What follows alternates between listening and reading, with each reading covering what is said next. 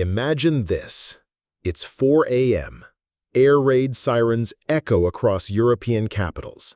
Satellite images reveal massive troop movements crossing borders at terrifying speed. The world wakes up to a nightmare. Russia has just attacked Europe. But what would truly happen if this scenario unfolded tomorrow? What would be the immediate impact and the long-term consequences? Tonight, we explore this possibility, not as fiction, but through a cold, realistic, and relentless analysis. In this scenario, Russia launches a full-scale ground and air offensive on multiple fronts. Missile strikes hit Warsaw, Berlin, Bucharest. Armored divisions surge through Belarus and push deep into Poland. Massive cyber attacks cripple power grids and communication systems. In a single night, Europe is thrown into war. This is not just a regional conflict. It is a historical turning point, comparable to the greatest wars of the 20th century. To grasp the magnitude of this shock, we must measure Russia's military strength. Russia holds the largest stockpile of nuclear weapons in the world, over 5,900 warheads. Its ground forces, despite heavy losses in Ukraine, remain among the most numerous, with thousands of tanks, heavy artillery, and recent combat experience. Its decisive advantage? Geography. Just a few hundred kilometers from NATO's borders, Moscow can deploy its forces with speed. But this power also carries limits: an economy under strain, outdated equipment in many units, a fragile logistical chain. This would not be the first time Europe plunged into the unthinkable. In 1914, a single spark in Sarajevo set the continent on fire. In 1939, the invasion of Poland triggered World War II. In both cases, Europeans believed they had more time. They were wrong. Alliances, treaties, promises of peace, none were enough to stop total war. Today, history could repeat itself. But this time, at even a more dangerous scale.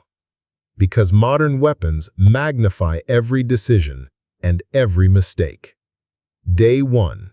The initial shock. Airstrikes target NATO bases in Poland, Romania, and the Baltic states. Millions of civilians rush westward, desperate to escape. Communications collapse under relentless cyber attacks. Day 3. The counterstrike. NATO invokes Article 5. An attack on one is an attack on all. The United States, the United Kingdom, France, and Germany begin massive troop and air deployments. Europe is officially at war. Week 2. De-escalation. Fierce battles rage across Poland and Lithuania. Civilian casualties soar. Russia threatens to use tactical nuclear weapons if NATO pushes too close to its borders. The fear of nuclear Armageddon hangs over the entire world.